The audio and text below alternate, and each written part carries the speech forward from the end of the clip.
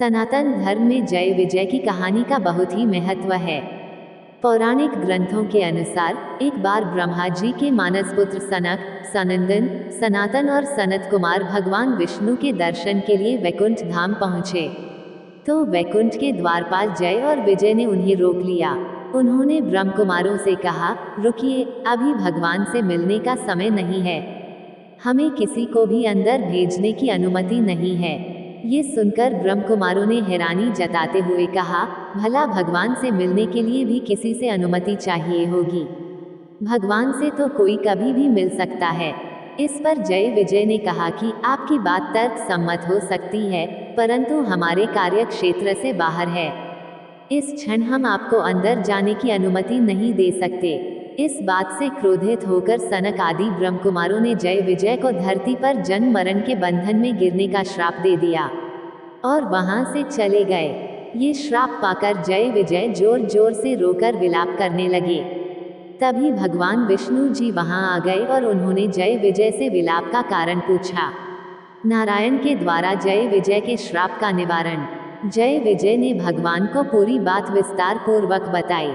भगवान विष्णु जी ने उनसे कहा कि मैं श्राप को शून्य तो नहीं करूंगा, क्योंकि इससे श्राप देने वाले का एवं उसके तप का अनादर होगा और कर्म चक्र भी बाधित होगा, परंतु तुम अपने स्थान पर अपना कार्य का वहन कर रहे थे, इसलिए मैं तुम्हें इस श्राप से शीघ्र मुक्त होने के 2 उपाय बताता हूँ।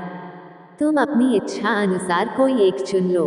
पहला, तुम दोनों धरती पर 7 बार मेरे भक्त के रूप में जन्म लो, या फिर 3 बार मेरे शत्रु के रूप में और मेरे हाथों से अंत गति को प्राप्त हो। जय विजय ने हाथ जोड़कर धरती पर 3 जन्म लेने की बात स्वीकारी। इससे वो जल्दी अपने प्रभु की सेवा में लौट पाएंगे। और दूसरा, तीनों जन्म में प्रभु उनका वध करने आएंगे, तो उन्हें हर जन्म के अंत में प्रभु के दर्शन भी होंगे।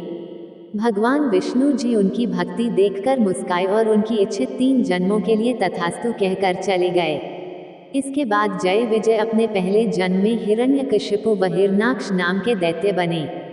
जब हिरणाक्ष ने एक बार धरती को उसकी कक्षा से बाहर खींचकर ब्रह्मांडीय सागर में छिपाने का प्रयास किया था, तब भगवान विष्णु ने वराह अवतार लेकर उसका वध किया और धरती को पुनः उसके स्थान पर स्थापित कर दिया।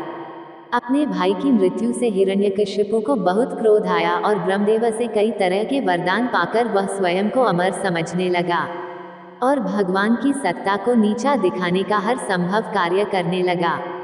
यहाँ तक उसने अपने नारायण भक्त पुत्र प्रहलाद को भी सताना शुरू कर दिया। तब भगवान विष्णु ने नरसिंह अवतार लेकर हिरण्यकशिपु का भी वध कर दिया, रावण और कुंभकर्ण के रूप में जन्म। फिर जय विजय जे अपने दूसरे जन्म में रावण और कुंभकर्ण बने। इस जन्म में रावण लंका का राजा था और कुंभकर्ण उसका भाई। तब प्रभु ने अयोध्या के राजा दशरथ के यहाँ पुत्र राम के रूप में जन्म लिया और फिर प्रभु श्री राम ने रावण और कुंभकर्ण का वध किया। तीसरे जन्म में जय विजय शिशुपाल व दंतवक्र के रूप में जन्मे। इनके इस जन्म के समय नारायण अपने पूर्ण रूप में भगवान श्री कृष्ण बन धरती पर आए। भगवान श्री कृष्ण के बुआ के पुत्र के रूप में जन्मे थे शिशुपाल और दंतवक्र। भाई होने के बाद भी ये दोनों भगवान श्री कृष्ण से बैर रखते थे और प्रभु को शत्रु मानते थे। इनके बुरे कर्मों के चलते इस जन्म में श्रीहरि ने इनका वध किया।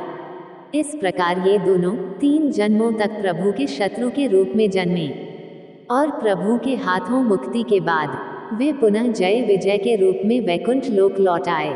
ऐसी ही धार्मिक कहानी सुनना पसंद करते हैं तो हमारे चैनल भक्ति सागर को लाइक सब्सक्राइब जरूर करें, ताकि हमारी आने वाली प्रत्येक वीडियो का नोटिफिकेशन आपको सबसे पहले मिले। धन्यवाद।